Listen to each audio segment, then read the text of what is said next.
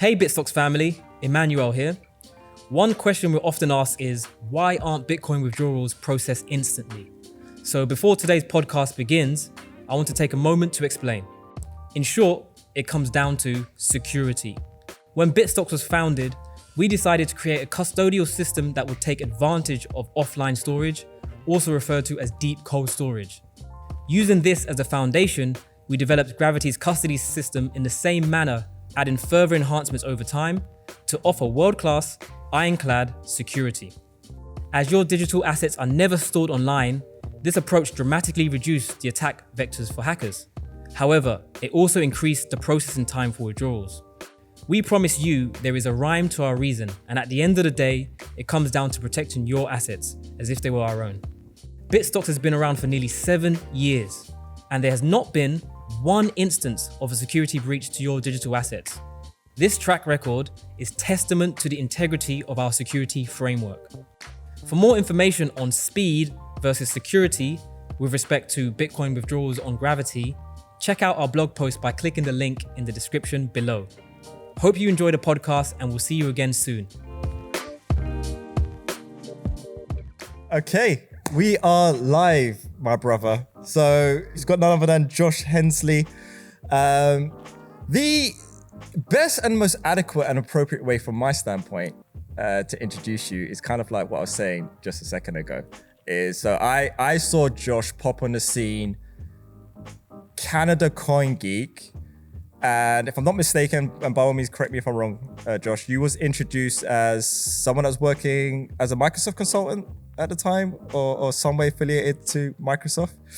And you just done a really, really solid presentation on Bitcoin and like where SV's going and what things gonna happen. And now you've gone freaking beast mode, dude, on all things token. I know you're writing for CoinGeek and stuff now as well, but you're full-blown beast mode on all things tokens. So Josh, my bro, introduce yourself. Yep. So I'm Joshua Henslee. I used to work in a Microsoft partner organization for about 7 years. And like late 2019, I quit that to go full-time Bitcoin. And I would say it's definitely been the most fun part of my professional career. It's so much more free, and I'm able to move around quickly and work on different things as stuff pops up. And it's just been super fun. So what you do specifically at the consultancy? Like what, you was there for 7 years. What was you doing? So my primary role is what's called a technical lead. So I would travel to clients where we would do the software implementations, and I would be the lead client-facing technical person. So I would be able to translate what's going on behind the scenes in a way that these guys can understand, while also like managing development, doing development myself. So, and I feel like I've brought that over to Bitcoin. I was just gonna say, dude, like you ain't stopped that job, have you? You're right. Oh, okay. So talk to me like I'm 6, right? The reason why I've been quite excited to have this chat is because I know when it comes to the current standing of tokens on BSV, you're someone who's like very at the apex, or at least from my perception, you seem quite very much at the apex of what's going on. You minted a token and you handed those out. So just run me through the journey that got up to that point, and then I guess why that protocol and how you see the landscape, I guess, of protocols. Yep. So we have many different protocols right now, and not too many of them have been used at least on the mainnet chain. But when Money Button released their simple fabric protocol, that kind of busted it wide open, because now you have a way for people that don't know how to code to just mint tokens out of nothing. So what we saw a couple of weeks ago was just kind of an explosion. There was like 1,200 or 1,300 tokens minted in like 2 days. And this is using that one fabric protocol. These are all being done on. Okay. And it's great because now people are kind of busting through this regulation narrative that I think, frankly, has damaged BSV so far. And because now people don't care, they're just having fun. They're sending this stuff around. They're experimenting. They're doing ICOs. But it's all manual, because even though it's great that you have a user interface, there's not really much you can even do, even if you do program with the money button stuff. But it's a great start, right? It's just a good way to get everybody experimenting. Yeah.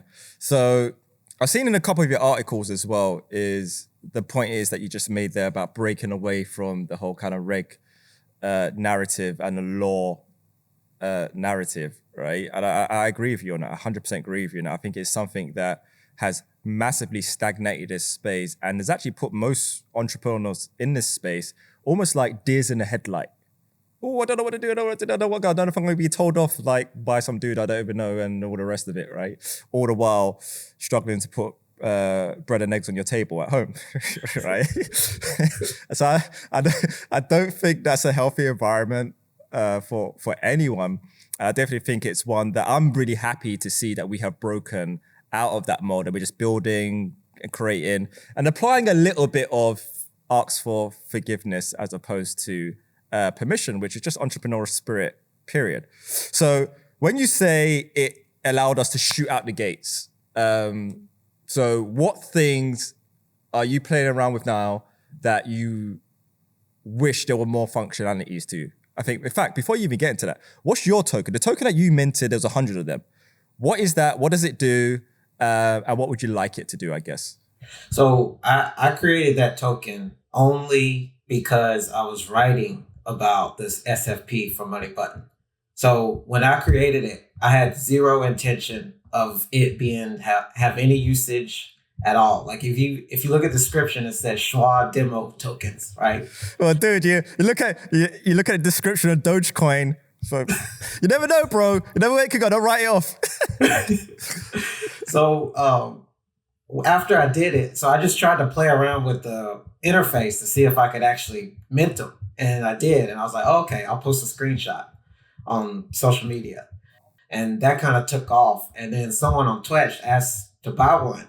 And I just said, well, what's your offer? And he said 25 cents. Yeah. So the first 75 sold for about 25 cents. And then the next 15 sold for $1. And then I kept the rest. Nice. But because what happened immediately after that, people started trading on Twitch on their own.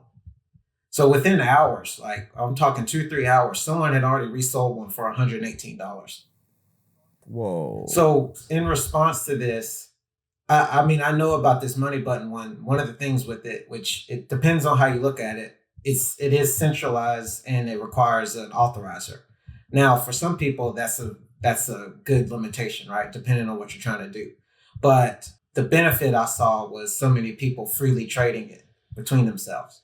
So a week later, I decided to reissue the SHUA on the Run protocol, which is complete. You know, it has ownership. I mean, you could bake all that extra stuff in, but pure on the base layer, it's open, meaning people can trade amongst each other just like they can Bitcoin. So I allowed people to convert their original Money Button SHUA 1 to 700,000. So some people have converted, and there's still lots of trading going on the new protocol. That's interesting. So what does the Run bring to the table that a user is going to benefit from, or you as someone who's minting going to benefit? What's more attractive about what Run does as opposed to Fabric beyond the centralized, decentralized argument? Right. Well, right now, the tools and the custom things you're able to do is just completely wide open. Whereas with the Money Button, they're just getting off the ground. So it's API based and permission based. So you can only do what they let you do with it at the moment. For example, you can't send the Money Button tokens to a one address. Okay. Right? You can only send it to a Money Button pay mail. Now, other people like Simply Cash, Relay, these other guys could implement that protocol and let you send pay mail. But I don't know if it'll ever support you just being able to send it to a one address, right? Yeah. Also, with the SFP, they explicitly say in their terms that they can just ban people. They'll ban securities, right? Now, I don't know if mine's a security, but it's a risk, right? Especially since these things, I mean, there's no official exchange or anything, but they do have monetary value because they're being flipped for hundreds right now. Yeah. But with Ryan, it can take full advantage of Bitcoin script. That's another thing, which I think is powerful. And for me, if I'm going to give these coins some value in the future, I need control. I need full control over them. So Wow. because of that, I can build all kinds of stuff to do with these tokens. So for example, I've issued airdrops to people that have used my services in the past. So I have a bot that posts the daily stats of Twetch on Twetch. Everyone who had followed that account, I sent them some SHUA. And I was able to do that, just code up a program to do that. I can't do that on Money Button. Yeah. I did the same with my Retrotwetch. If you had ever posted there, I airdropped you some. And then my app Windbell, if someone had used that and paid for one, I also sent them some SHUA. That's very cool. So interoperability and I guess data schemas, I think is going to become a huge thing within our space. How do you see that play out? Because already it's happening now, right? You just mentioned it yourself. This isn't going to communicate with that. And you mentioned Fabric and you've mentioned Run, but there's more protocols, right? Right now you're being very, I guess, experimental and just playful with what you're doing. But I can imagine you're probably cultivating some real serious entrepreneurial thoughts behind the scenes as well. How are you viewing the landscape about what protocol you're going to utilize and then having, I guess, interoperability moving forward? Or is interoperability even going to be a thing moving forward? Is there just going to be one, or is there going to be interoperability? How do you see it and how are you planning for it? It's something I've thought about. I've always thought about interoperability outside the scope of tokens, but with tokens, I mean, I have felt that Run is the easiest for people to use. And not to say that there's something wrong with the other token protocols, but I think a gap that we have is if you look at especially something like S-Script, right, which is super cool, layer one, you can utilize Bitcoin script and all that stuff. I don't see how junior or new devs are going to fly with that. Like they're not going to hit the ground running. Whereas with Run, it's just JavaScript and the documentation is really good. So I can totally see people looking at that and being able to do stuff within hours, right? And I think that's not something that most people are looking at because, none of this stuff has even taken off yet, right? So of course, it's natural not to ignore the prospect of new people coming in, like potential newcomers, right? So that's one of the reasons that I am throwing my weight behind Run. I mean, that's proof in how I've migrated already the Money Button ones to Run. And like I said, the control part is, the openness is like, to be able to just do whatever, like, to just code up a web page really quickly that can just scrape the chain, pull data in, and just, send stuff out. I think that's powerful. So go back to the interoperability thing. It's something I've thought, I don't know how this is going to play out, but I look at Ethereum. I don't know too much about what goes on there, but I know, they've had some success, right? But I'm pretty sure the widely used standard is ERC20. Yeah, so, that's ERC 721, I think, for NFTs. Right. And I don't know that they have another dominant or another used protocol. So the question I ask is, why would that be different on Bitcoin? The difference, sorry to cut you off, bro, but the difference there is that Ethereum's whole USP was ERC20. So its unique selling point when it started was, we're the token protocol, we're the smart contract protocol, right? We're the easier place to do it. So they shut out the gates. And even though the Bitcoiners were like, okay, you're Frankensteining this, you're not doing this properly, but the guys shut out the gates and it was a better user experience, 100%, like totally 100%. But with BSV, is that we've gone through 12 years of seeing things happen elsewhere. And now it's happening here. And I was like, how should it happen? It's not, oh my God, it happened. It's like, how should it happen?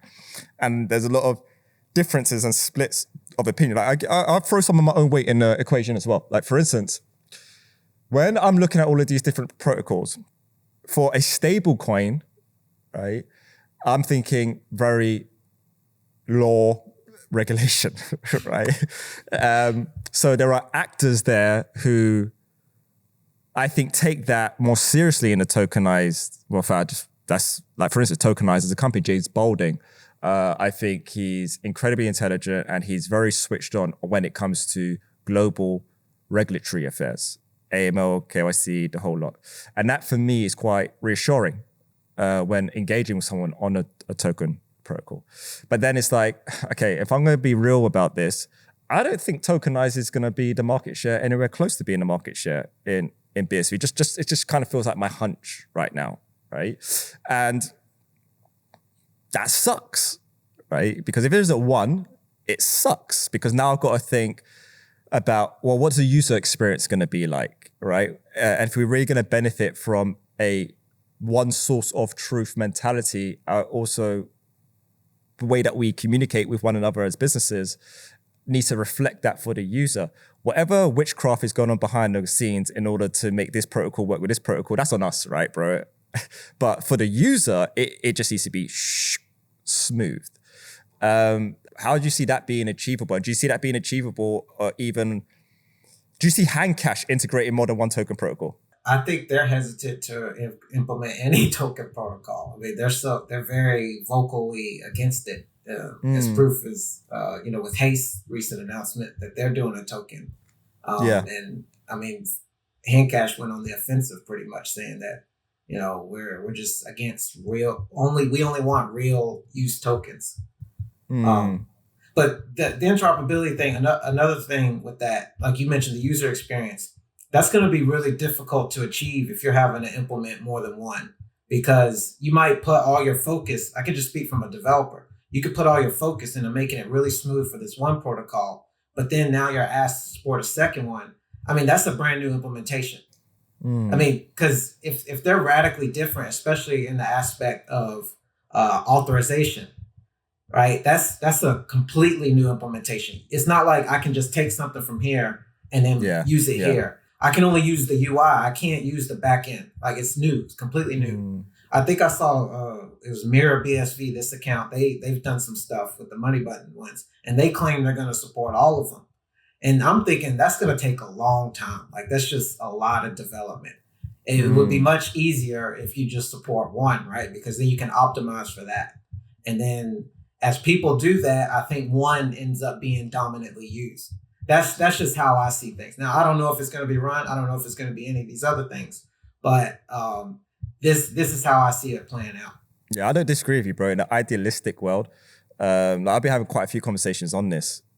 And it's like, in the idealistic world, abso-freaking-lutely. It's like, we didn't integrate with Gravity, Ethereum, and all these other chains because of this, right? I was like, we're not servicing all these other chains. And as soon as Bitcoin Cash started to piss around talking about split, it was like, we're not doing this. Like, we're so done with this period of this bullshit, right? But when it comes to then, okay, super focused, super lockdown, hunkered, SV, all our tech, hunkered, SV, solvency model, solvency solution, all hunkered, top SV, then it's like, okay, now there's potentially going to be different protocols of tokens. I was like, all right, I'm down and I'm mindful of integrating maybe 1, 2. Anything beyond 2, I'm like, yeah, we're going to create this bullshit scenario. So then I will actually probably be lobbying for business owners to get together on a call, right? I was like, we got to make a freaking decision here. Right? As collectively as a space, let's make it open. Let's get the community in. Let the community freaking vote. But like, we need to make a decision here, because otherwise, what you're saying, I really can see manifesting, and then actually causing divergence in the space and actually divide in the space. I don't know that a get together is necessary. I think the market can handle this, because as soon as you have major companies going towards a certain one, I think that everyone else will have to follow, or they'll get left behind. Yeah. Now that could be contentious, but I think this is all solved by the market, right? Because if these leading group of companies are unsuccessful, then that leaves the door open for somebody else to come in with whatever they want, and push things forward. I think the market will do it. Like, as soon as some people start doing some fun stuff and, generating revenue and getting lots of usage, I think then other people will naturally, flock towards that. Yeah. So what's that use case then? NFTs? Like, which one of these protocols do you think is more suitable to NFTs? What's your view on NFTs and NFTs on Bitcoin SV? How do you see that whole space? It's vibing and popping on Ethereum. Right. How do you see that? And I'll say this is genuinely the first legitimate where I'm like, no, this is mainstream now. This is mainstream conversation. My phone has done nothing but blow up since this whole NFT thing has been kicking up. And I'm talking about calls from really interesting individuals where I'm like, you want to talk crypto now, do you? Right. So now you want to talk crypto, yeah? Now's the time, yeah? So it's been amazing conversations happen. I'm talking, dude, like some big individual names and some big companies they're getting excited about this. This is definitely something SV can't fuck around on and be lagging behind and waiting on permission about. So how do you see this whole NFT landscape? So as far as protocols, again, I'm biased towards Run because Run is actually optimized for NFTs, which is odd because the usage lately has been the fungible token stuff. But it was designed for non-fungible tokens. And I mean, I know True Review's Crypto Fights and some other apps implemented that as early as 2019 on the main chain and Run. Nice. So that's been going for some time now. Granted, Crypto Fights is still in beta. True Reviews has pivoted to a new branding. And I still haven't watched Connor's recent presentation, but so I'm not sure what's happening there, but I'm just saying that it's been tried out. Right? Yeah. The NFTs in general, I think we need to. Now's the time to get in on that because it's, with more people wanting to do it, the fees starting to become prohibitive. I saw people complaining on social media that the fees are like $40, $50, and that might be fine for people that bought ETH in 2016, but for new people who don't even know what ETH is, they're like, I'm priced out. And even people that have lots of crypto, they might say, I'm just not gonna pay that. So, but when you look at BSV to mint one, I mean, we're talking, a tenth of a penny. Yeah. But the value can be appropriated the same way. So, I don't know if they're baking that in on Ethereum. They probably are. But even if we're talking thousands, right? I mean, the potential for volume there is much higher. But I think that this comes back to what we said at the beginning. It's like the deer in the headlights. It's like, I don't know if I want to do this. And we also don't have the tools for it yet. So it's not like anyone can just go make an NFT. You have to be a coder to do that right now. Yeah. So in terms of what you would like to see, so you as a coder, programmer, which you're doing great videos on YouTube as well, by the way. So thank you for providing that for the community. Because I know you do actually do the run tutorials and stuff and how to mint a token on your YouTube channel. But I think that's also kind of like testament as to maybe how difficult it is that someone like you is required to really look, guys, this is how it works. This is what you need to do this. What would you like to see to make your life easier? Because people like you are always going to be required, period. I'm certainly in this space, but to make your life easier in explaining these concepts, what would you like to see adopted in Run in particular then? The primary issue for me, I would say, been for the last at least 8 months is there is no token support from the wallets. Now, Relay has started to do that as of last fall, but it's only ones that they service. So it's not like I can just create one and then it pops up in the wallet. Money Button has that, but again, it's permission. So from my requirement standpoint, it doesn't satisfy.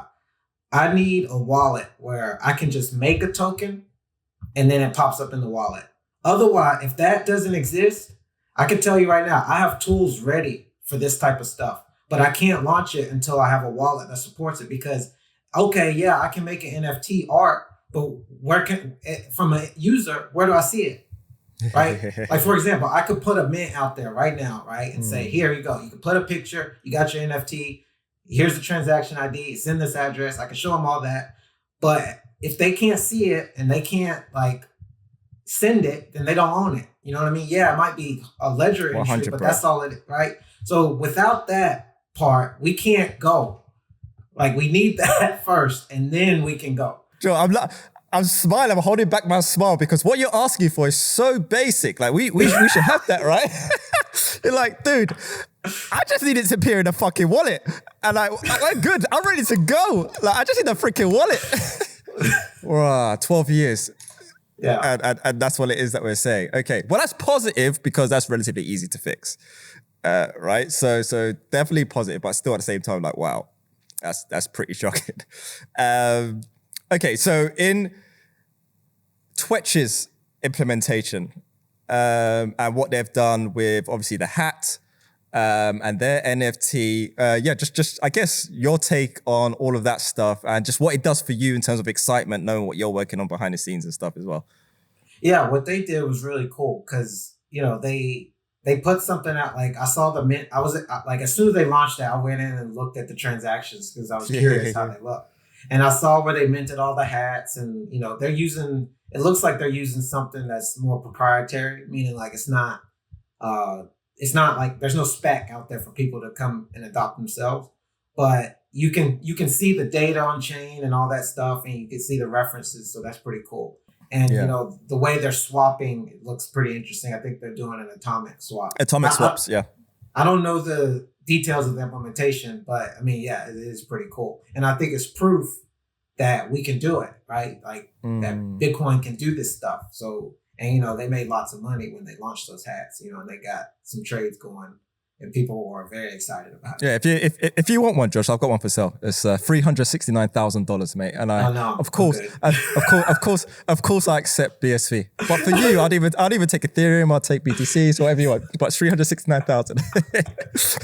But you know, it was nuts because there was 3 big things that were meant to happen that day. Calvin's announcement, right? Craig's announcement, which Craig's one's cool. Like, that's going to be huge when a turkey's ready. It's going to be huge and everyone's going to have a great Christmas dinner. But Calvin's most certainly was a huge nothing burger. And the hat is what got me incredibly excited. And obviously all of the technology behind the hat. But that's a real lasting buzz, like genuinely a real lasting buzz. And many people, just like my social circle, social media, etc. When we put the video out there, just a couple of snippets out there, like I said, my phone's been blowing up off the back of that. So this NFT stuff, like really has captivated the imagination of mainstream because they can genuinely understand that, okay, this now affects me. This is a way of where I can get value. And I think what's super awesome as well is it's traditionally a area where they've always historically got a really shit deal with value, which is creatives, right? So artists, musicians, etc. And now these guys are making fortunes, millions, hundreds of thousands of dollars in some very small amounts of time. And for me watching it, it's interesting because one, I'm like, fuck yeah, great. I don't give a shit if it's on Ethereum. I'm so glad and thankful that these guys get to witness this and see what's truly possible. And there's a way that value can be earned through their talents directly and cutting out all the middlemen, all that. Super pro that. But then I'm looking at it thinking, yo, dude, you're playing like a Pokemon trading game effectively with gas fees that you don't know if your Charizard car is going to be worth it to transfer in a couple of years. Like the gas just might be too much that you think, fuck it, I'm gonna leave Charizard where he is. And I'm not gonna, and I can't move the bugger. And I can't keep like stressing and saying it to the point where I just feel like I'm kind of turning into a parrot myself. But again, that's our time, right? This is like the volume and the things it is that we need to like grab and drag over. And I'm being mad aggressive on this now as well, Josh. Like I'm starting to make some moves. And Josh is making some moves, but we need to now be able to be like, all right, See this that you're seeing over here on Ethereum? We can do that right now. Like right now. And here's the experience. This is what it is. And that way I can remove the word BSV from the equation. And it genuinely does become a conversation about you trading Pokemons online, like Pokemon, the equivalent of Pokemon cards online. If there's ever a time to transition people away from other projects into BSV, I genuinely feel NFTs is like one of our better shots of doing it within the spirit of what crypto is today. And I think all the other aspects of us being invisible, truly plumbing, businesses going on top of it and all that stuff's coming 100%. We've also got a horse in that race as well with the whole banking side to what we're building and putting on top of BSV. But in terms of like really keeping the spirit of crypto and what's current in crypto right now and actually having an opportunity that we're not lagging behind, like you said yourself, right? Crypto Fights was implemented in NFT derived tech in 2019. Yeah, I'm just a bit frustrated with waiting, right? Yes. And I can imagine you must be, because you're doing YouTube videos on this stuff, trying to get more people into it. One of the reasons we're in that position is because, like, to your point about, you brought up tokenized earlier, and then even Run, right? I mean, people were building on Run in 2019, but Brenton, the founder, he ended up changing the protocol, which I know it put me, it put Crypto Fights, it put some other folks in a holding pattern, because it's the same thing. It's no different than like what BCH has been doing with just arbitrary changes. Like, okay, well, I'm stuck. There's no point in me continuing to build when the thing's going to change. Yeah, I know Tokenized has changed their protocol many times, and that's prohibited basically anyone from building on top of it. So, we claim BSV as a set protocol, but these token protocols keep changing it, right? Now, with that said, I think Tokenized is set. Run is set only as of late December. So Run was private before December 2020, yet had adoption as early as 2019. So like that just tells you like we've only just been able to go forward. And Twitch's thing, it just came out, right? Like it's been 2 weeks. So, like you were saying, Ethereum's booming. Are we ready? It doesn't look like it, right? Like we're just getting started. Now, that said, I'm more optimistic in these last 2 weeks than I've ever been about 100. where we're going. Yeah. But with that said, we're slow to react. And then you have the division in the space, because you can see right now with this token thing booming, you can see a lot of people. It's sizzling up, right? Yeah, law. Are you a registered licensed? Like, who cares? Like, we just need to go. We don't have the luxury to question use cases at this point. It's freaking number 30 on CoinMarketCap, and people act like it's not a problem. Dude, EOS is above us. Yeah. Sushi's, like everything. Yeah. Like everything. Yeah. And everyone's acting like, oh, this is fine. It's like the dog in the house that's burning down. They're burning, yeah. Yeah, man. Like, we have to go, and we're sitting here debating, oh, can I do this? Like, we don't have the luxury, man. Like, we can't be saying, it's no different than saying BTC does spam transactions. Like, if you want to transact for 1 sat a byte, that's spam. It's no different. It's the same thing, right? That's a very good point. That's a very, very good point. I remember those conversations happening on the forums. I remember those. And I remember how viciously that reemerged in the whole hash war debates, the 1 megabyte stuff and all that BS. Dude, you're bang on with that. It really is the same thing. Yeah. It's the same thing. So with people not aligned, I think that's why we keep dropping, is because we're not in a position to take advantage. Now, granted, I think that's about to change. I think that, what Relay's doing is great. What Twitch is doing is great. I think we're about to move the space. I do think a lot of people are going to be unhappy, though.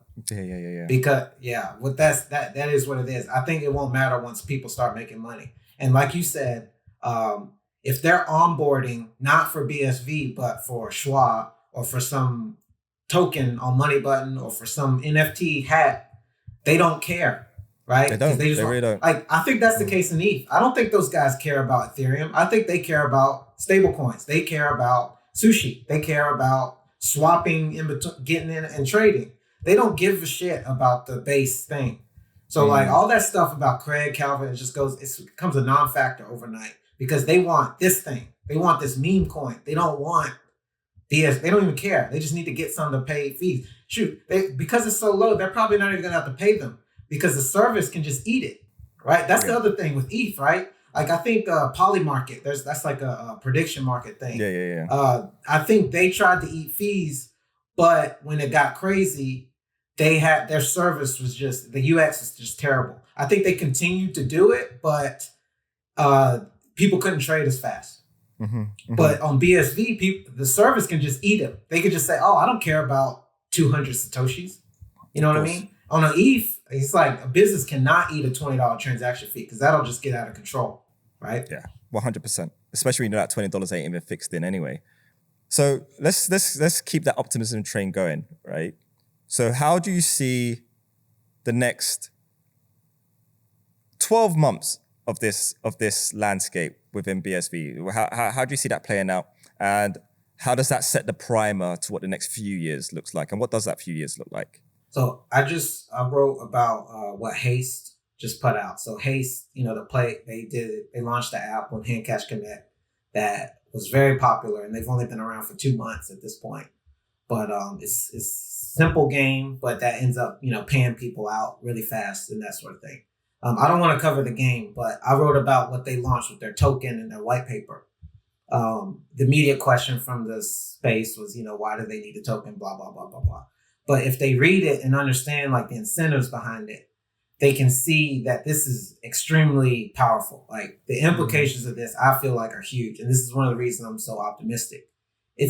They're launching a token that can be used for future discounts that get dispersed as rewards, almost like stocks, except it's like true ownership. They reward the gamers, the investors, the developers, and of course the founders, right?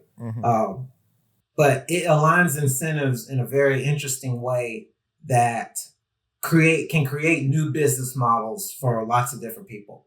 So one point I'll bring up in that article is because of the fees and ETH, the guys hitting a wall every single time they do something cool, that means their creativity is blocked as well.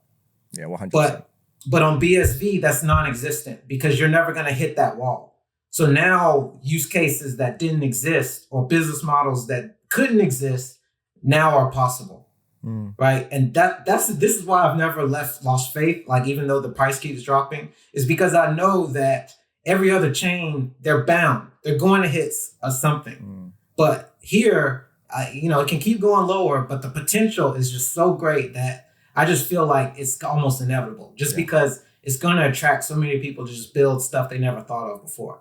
Wow. So, but this is the case with tokens. So like, BSV's in this trap. Oh, we want to own real world stuff because they're juxtaposing that against BTC, Ethereum, EOS, etc. Right? It's, some would argue they're clear scams. Some are, some aren't, right? But that's what you're looking at. You're looking at ICOs, Ponzi schemes, DeFi. Some of that stuff's legit. But you're comparing only that against tokens. That's why I think the narrative is they're so it's very right. skewed. Yeah. But because of the you don't have the economic sanctions, like that's what it is, then you can do all kinds of stuff, man. Like it will be like when people came to America in the late 1800s, early 1900s. That's how it's gonna be. Yeah. It's a good analogy. Very good analogy. And I agree with your sentiment as well. Is where I normally describe exactly the same thing. You're talking about creativity, right? And this is where I had a real big bee in my bonnet about the scaling debate, is because the arrogance of stunting creativity or claiming that you can speak on the creativity of man, right?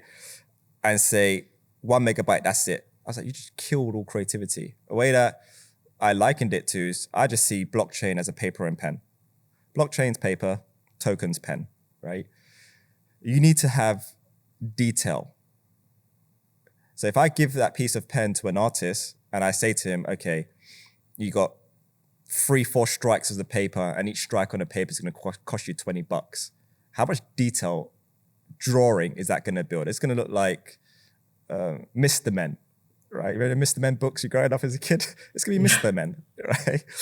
In BSV, that can have the most detail that you fucking possibly want. It can be like a kick-ass comic scene. It can be a Mona Lisa. It can be whatever the hell it is that you want to create, because the limitation is your state of consciousness. So you could use that pen however you see fit, because the ink is so infinitely cheap and finite and easy to use, right? Instead of being clumped and glued up like it is in these other chains and these other projects.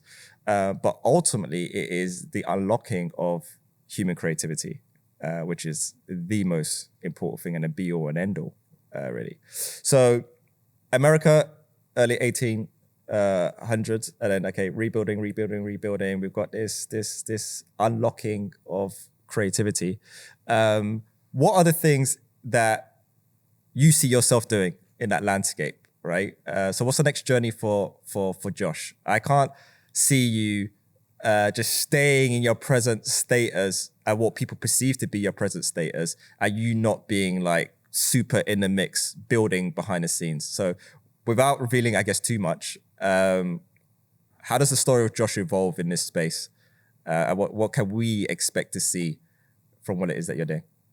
So one big priority is going to be the education stuff. So I think there will be an influx of people because of what's being built. I think that's going to attract new devs. We're already kind of seeing that. And I just want to put stuff out there that they can use so they can go fast. They can hit the ground running and start building stuff. So I'll have a more focus on my YouTube channel this year, which I've already done. I've done 3 tutorials so far. So I'll continue to do that. The second will be starting to implement token stuff into apps that I've built.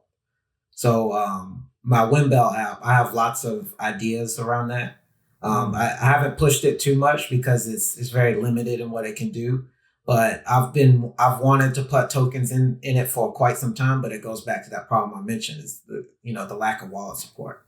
But I think these things will become non-issues pretty shortly. So and I think that's interesting too, because you might have other people that have the same, where they have apps they built last year, and maybe they go back to them saying, "Oh, now that I have tokens, what can I do?" Yeah. And then another thing I've been working on is a game, but again, it's using token stuff, NFTs and things like that. So with the space moving in this direction, something like, especially what Hayes just launched, I might be able to port that to what they're doing with their leaderboard payout, and that's something I didn't even think of, and now they're just putting it out there. So and that's the other thing, is like when people build stuff that's open,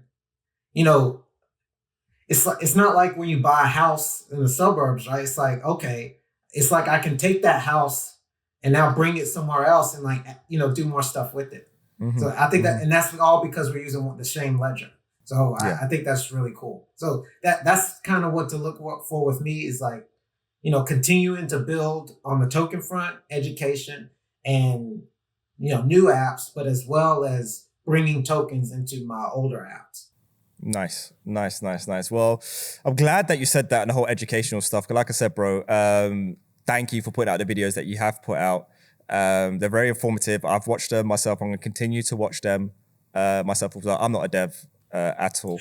I'm just very sympathetic to you guys' world, but I really ain't trying to be like fully ingrained and part of it. Fortunately, I've got obviously David here, CTO, who heads that side up.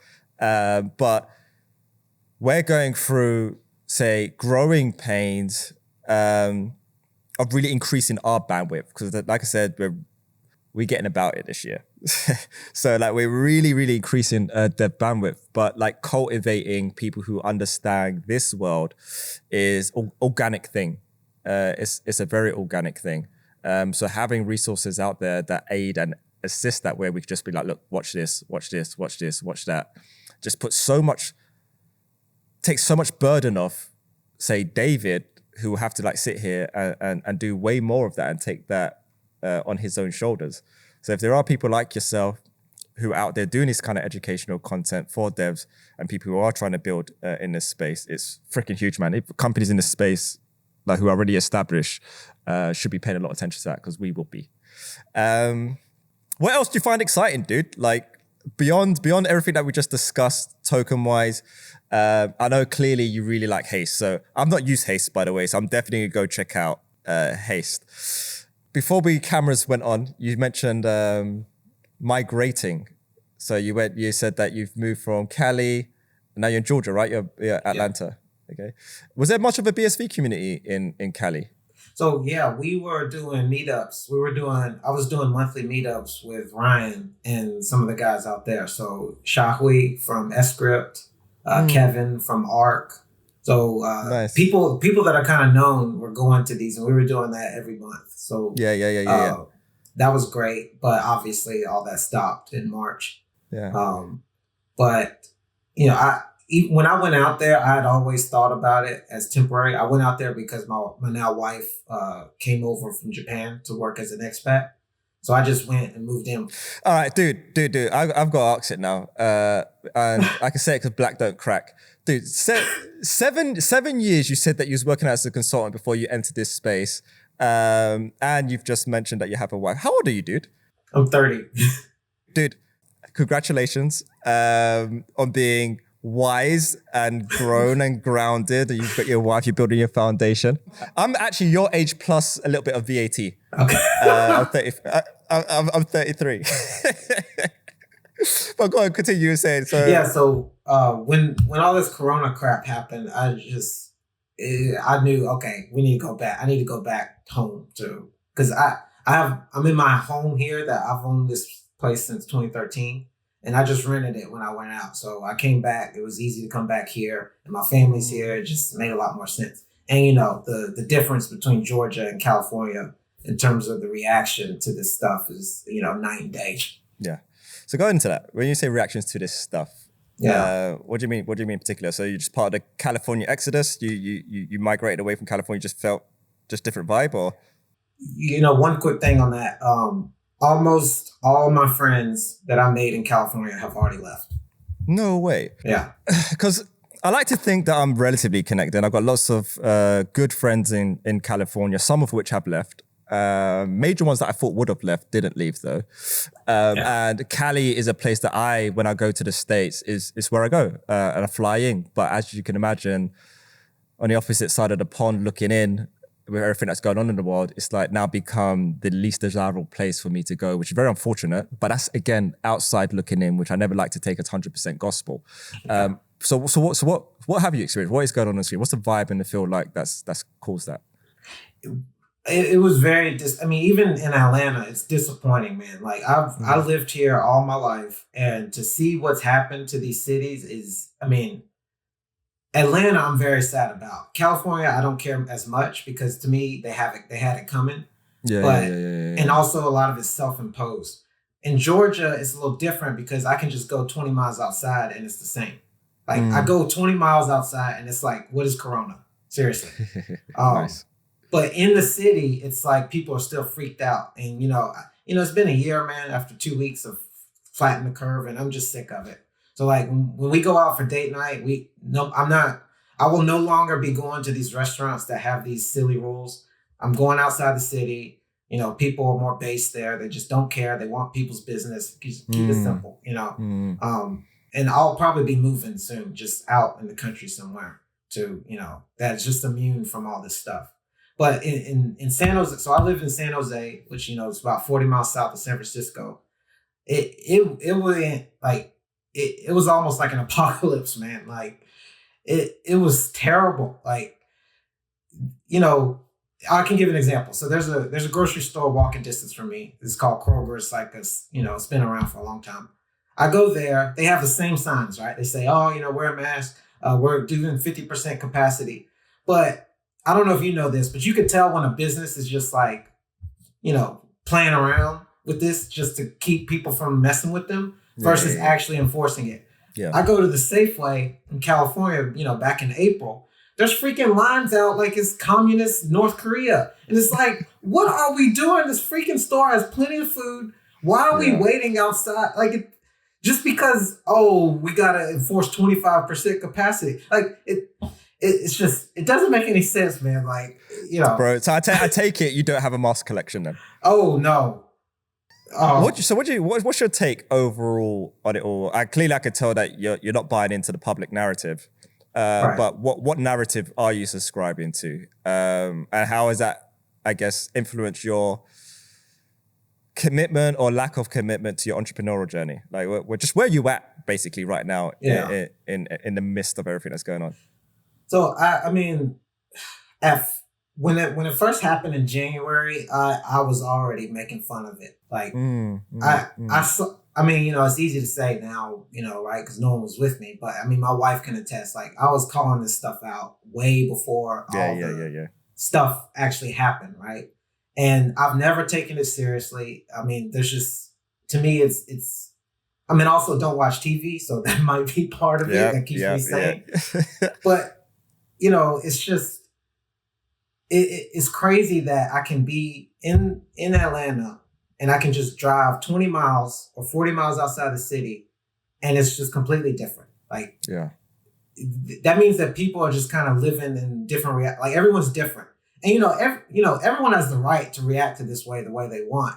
It's just, for me, I just don't want to be around that because there's certain expectations set, right? Like, for example, we walked up to an ice cream shop the other day. And for some reason, they're like mandating masks. It's outdoors.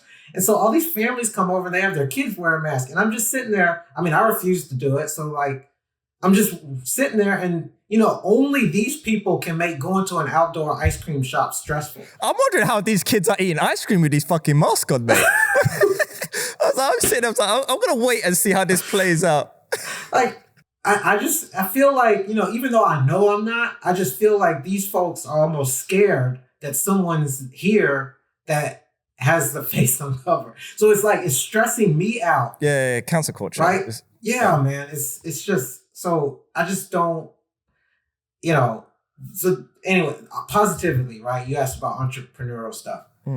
I really feel like if we can achieve our vision, which is scaling this stuff, we can kind of change the narrative. It might be naive of me or optimistic, but especially when you see stuff like popping up that's similar, like NFTs, that whole GameStop situation in terms of the corruption in the financial markets, you can see tangibly how Bitcoin at scale, it doesn't solve these problems, but it really makes a dent in, how people start thinking about this stuff, right?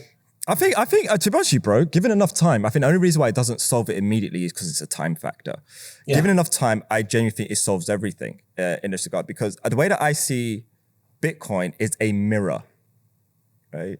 It just whacks down on Earth like a monolithic scene of Space Odyssey 2001, and you got the primates touch it. Yeah. And once touched, humanity can be genuinely upgraded. But you can live a life of darkness. Bitcoin says that Bitcoin doesn't mean you have to live a path of light. You can live a path of darkness. Cool. As long as you're willing to see your reflection and the world to see your reflection, right? And if you walk a path of light, well, the world seeing your reflections actually now become a USP, right? Because being honest is a USP. It's now the way to operate in society. And I think ultimately, because it is such a mirror and that's so polarizing, which is why the worst thing in the world to the establishment that could possibly happen is a mirror being installed, right? Because now everyone can see the fuckery, point blank. Everyone can see who you are, what it is that you're doing, and what conglomerate or cluster of bad intention you're a part of and represent. And because it is such a great mirror and has the potential to be an incredible mirror at scale, I don't think we're the only guys who've clearly worked this stuff out. I think the people who stand the most to lose work this out, and they realize just how radically polarizing this will be and what it will do in order to status quo. I'd even go so far as to say it's kind of like why they help fuel and throw money and grow this space to over $1 trillion. To deny people the ability of understanding that this is truly a mirror. It's like, oh, yo, like what is the real cost of creation at the top for $1 trillion? It's not much. But if people realize that this system is a mirror and it can implement systems of true honesty, because even if we do go through like let's say that your president, your new president, and then she point at you like it's your fault. Your president, Josh, your freaking president, right? Let's say your dude that got installed with dictator guards and like fucking fences, which are not temporary, they're still there. And then they're talking about increasing more guards when inauguration was like forever ago. And the guy hasn't done a real public appearance or answered questions from press since he's been in office. But with your amazing new president, Joshua, who you are taking full responsibility for, when it comes to this climate, this geopolitical climate, lockdown, no lockdown, shut down the economy, not shutting down the economy. And then genuinely, I look at what's going on in crypto, what's going on in SV, and just how important this tech is.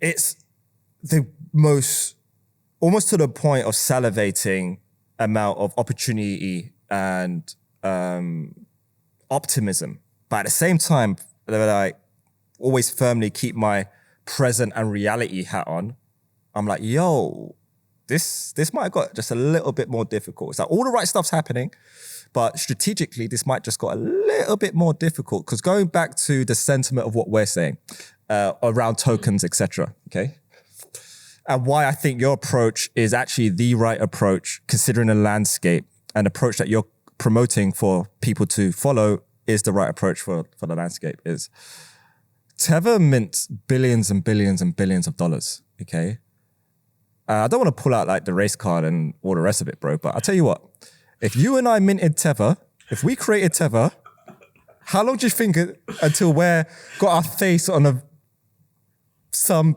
cold steel bars? How long do you think it will be, Josh? Well, look at Arthur Hayes, right? Yeah, what is the latest with Arthur Hayes, actually? They're about to bring him back. I guess they found him.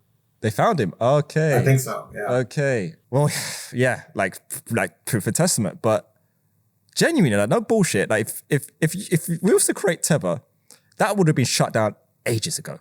Like, ages ago. But Tether minted billions, and so far as what we've publicly seen, they have paid a fine of $18.5 million, which the 30 billion that they minted, 30 billion plus, ain't even really the bulk of how these boys made their money, right? Right. They're pumping, dumping. They've made a freaking fortune. $18.5 million is like a parking ticket on a golf to them. Yes. Right? So we're touting and pushing law regulation, which genuinely, like 100%, I take seriously. Like, I'm taking it hyper seriously. I get it. I'm doing it. I fucking get it. I'm doing it. But at the same time, you make billions and you pay millions in fines and fees. And then in the landscape of the world, I can't go out to a restaurant, right? Now, you mentioned a restaurant like about 10 minutes ago, 15 minutes ago, right? Explaining how bad things are in the US. Dude, I can't even go to a restaurant right now. We ain't be able to go to a restaurant in God knows how long in the UK. And it's like start, stop, no logic. 1 minute, no mask, next minute mask, and then it's 2 masks, right? Next minute, let me do a swab up your nose to test. Then I'm hearing that you test a zucchini, it tests positive for COVID. Then next minute, China wants to stick the swab up your ass, right? So I'm sitting there, I'm thinking like, looking at all of these different factors and components. None of this stuff ultimately makes sense. It all sounds like it's just a recipe for cognitive dissonance on the planet. But then when I really bring it back home, 2 premises, which is, all right, don't be as permission-based, considering everything that's going on. I'm not saying go out there and break the law. Absolutely freaking not. It's not what I promote. But like, don't be as permission. We're on the cusp of innovation. We're at the apex of things that haven't been created, right? Stay on the apex and keep riding the track. right? Hit apex after apex after apex. And also like the other side is if we don't get ready and we just sit here waiting on permission, like just twiddling our thumbs, you got to realize the whole reason why we're even here like this is because they didn't want you to exist in the first place, right? We're the mirror, remember? So if we as the mirror are sitting here, we're like, ooh, waiting for permission to play. Like, dude, they didn't fucking want you to play in the first place.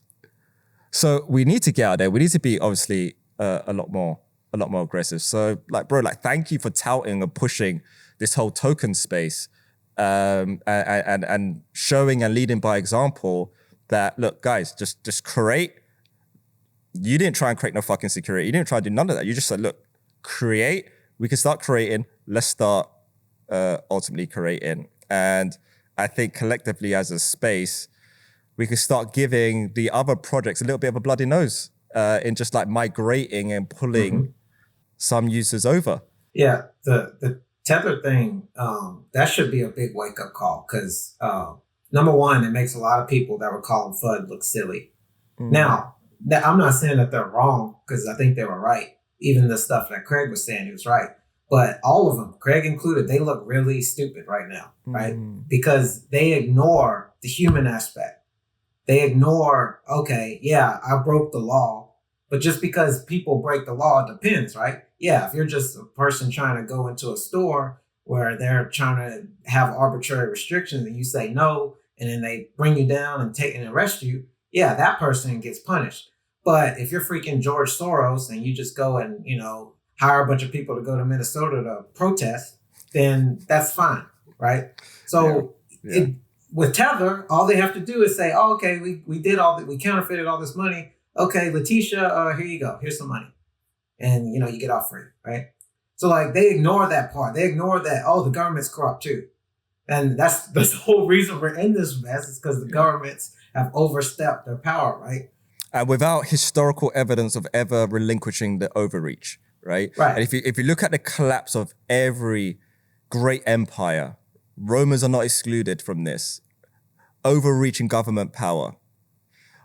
All-time high of lack of confidence in government due to the overreach of government power, along with minting, shaving, and all the other like monetary fuckery in the background, which, let's be honest, what are we doing around the world? We're minting, we're creating, we're overreaching. This music ain't gonna end well. When the music, it's not gonna end well. And I genuinely believe it's not our opportunity to clear out the shadows. But let's say, I'm not gonna say divine intervention because I don't really like that term. I'm more pro divine reaction because I think we all have our own role to raise our own vibrations and trigger a divine reaction, which empowers us and not just let's leave this to somebody else and it's somebody else's thing. But once that we really do start getting a clearer, fairer system, one thing that I can say with absolute confidence, and I'm happy to be stood corrected on this by anyone in the comment section or otherwise, once we have this purge and we have a purification event where things are just better, we clear up this whole pandemic stuff, we hopefully get behind the crimes against humanity that even introduced this pandemic stuff. We have Nuremberg trials version 2, right, if that ever happens. If this really is a huge fraud and that these crimes genuinely have been committed and somehow America didn't deem Biden more popular than Barack Obama, right? Let's assume that, like, all right, like these stuff were fraudulent. The only way to ensure that the effed upness doesn't continue and the shadows don't return and don't continue is if Bitcoin SV scales, and we are integrated on top of it, that prevents the shadows from ever returning. And I don't know what other technology there is to do that, Josh, that will keep humanity honest if we do have a clearing event. It doesn't exist today, that's for sure. And that 100%. is our role, dude. And from my standpoint, again, just want to say thank you, dude, for doing what you're doing. Is there any last words you want to sound out on? Yeah, I think this Tether thing should be, I think a lot of BSV folks thought it was going to pump their bags in a sort of roundabout way because, this BTC thing's going to come crashing down, rah, rah, rah, rah.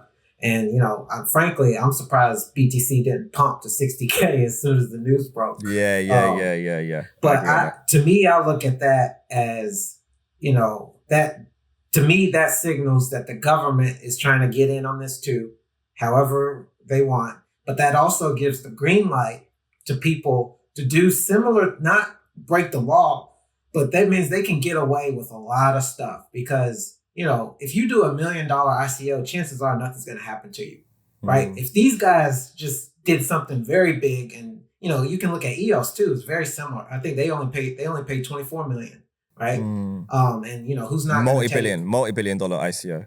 Right, EOS. Right. And 24 is nothing. Like, I'm sure they'll gladly take it. And that was Larimer's third ICO. Funny things, yeah, but very, very fun. We mentioned two projects there, very close related ties. And the unifier of those ties is Brock Pierce, which we don't have. Yeah. That's the right reaction, bro. That's the right reaction. So we don't even need to go into it. Everyone take that reaction. That's the reaction. Look into it based on that reaction. But I think it should be empowering. Like, it should say, okay, the government's, they're bound by economics, right? They're not going to come after people for doing thousands of dollars of technically illegal stuff because it's just not that worth their time. And if you get big enough, they're just going to say, hey, give us a piece too. Yeah. So I think now's the time to innovate. It's just time to not worry about that stuff because we need to go, and we don't have the luxury of trying to limit use cases based off some moral high ground. And also the greatest respect. I know you contribute to his website, and I'm quite publicly not most biggest fan of Mr. Calvin Ayre. Oh yeah. But dude, like, I respect him as a business person. He is one of the sharpest people I've sat down and had a conversation with when it comes to business. Like, the guy ain't a joke, incredibly intelligent, very, very sharp. But also at the same time, I'm pretty confident he was on the US Most Wanted list for his gambling business, which is a very dark field, a very gray area. And he came out of that a king, and he's washed himself down. I also think BSV and his community is part of him washing his past down and creating a new narrative that will go on his headstone. But then you're also like slapping down everyone who effectively is, to a degree, following in your footsteps, right? Just look at the person who has the most obfuscated, private, no one knows what the hell in it trust, telling everybody that they need to follow the law. True that, but then there's nothing wrong with trust. I actually think what Craig done with the whole trust stuff is pretty kick-ass, because trust law, that's something that I actually studied quite a bit before I was even in Bitcoin. And there's a plethora of benefits with trust law. You can do them, of course, quite for dodgy reasons and all the rest of it, but as a wealth protection mechanism and a way to separate yourself from ownership, right? Ownership and control, very different things. Trust law taught me that before Bitcoin, which is why I took the concept of Bitcoin quite easily. Like, ownership, control, very, very different things. But I agree with the sentiment ultimately. I think the biggest thing really is, what I find quite interesting in Craig, I know I said we're wrapping things up, but like, fuck it, this always happens. And my team's going to moan at me for going over, but it happens. Every time I've engaged with Craig, like, the guy is genuinely, my opinion of Craig, I really think the guy's a nice guy. Like, no interaction that I've had with him has made me feel any way about him as an individual. If anything, I always feel quite sympathetic after engaging with Craig. I also see that Craig gives a lot of people his time, like a lot of people's time. Like, I've never recollected a time where I've hit up Craig and he didn't give me time, or asked, Craig, can I have a quick chat? And he didn't give me time. And I know he does that for so many freaking people. So he's an armadillo. Like no matter what he is an armadillo. Like he's tough on the outside, but he's soft on the inside. Yeah, he genuinely really is. The circle jerk as to like what's going on within the MetaNet Slack, which I'm still a member of. I still check in there every now and again. I understand why he is there, but I also don't think he's doing himself any favors. Craig has pioneered something that is arguably one of the most dangerous things to be invented in the last 100 years that opposes how the system has been run up until this point. Just for that alone and his execution of it, he's a completely different kettle of fish. That when I'm speaking on like say the actors in this space, and then like talk about his buddy, his business partner buddy, like this guy's in a completely different like category, and I don't think he should be throwing his weight around the way he's thrown his weight around, unless he's getting permission from Craig to be tarnishing his work in this way, which I don't imagine is the conversations that are truly happening. But it's so easy to survive a winter of 2 years of an asset if you're already sitting on billions and then throwing your opinion around, shitting on everyone else who's actually going to make this asset even be worth something. Because it's not Craig, clearly, that makes this asset worth something. Craig made BTC worth trillions. Yeah, they made the market worth trillions. But when it comes to like BSV and how the market is evaluating BSV, it's down because of Craig. The fact that we have it exists because of Craig. So it's not like a statement on Craig, but Craig can act however the freaking hell he wants because he pioneered this stuff. Right. Like, cool. I might not agree with what you're doing, how it is that you're doing it, but it's like, all right, cool. Like it's proof of work, innit? So like, cool. But when it comes to, I think, some other actors, it's easier to respond against and also be like, nah, dude, that's not the right approach. I think one good thing about his 180 on a lot of stuff is that I hope people just stop paying attention to him and start building stuff. Totally. Yeah, totally. I think that's the massive sentiment that's coming through on this podcast recently as well, bro. You're saying it, Alex. Jack was hyper vocal with it. Josh has never given a fuck, to be honest. So it's good. It's good, but it's also good as well that you write for CoinGeek and there's no bias in your words, bro. So that's great as well, which means community can just band behind you as a trusted resource and someone who's just going to maintain that truth. Thanks, man. So again, my G, man, appreciate you, bro. And until the next time, stay on the line. We'll have another few minutes chat with you. But for everyone else, that's another episode in the Bitstocks Podcast bank. And until the next time, as you know, peace, love, and light. All the best.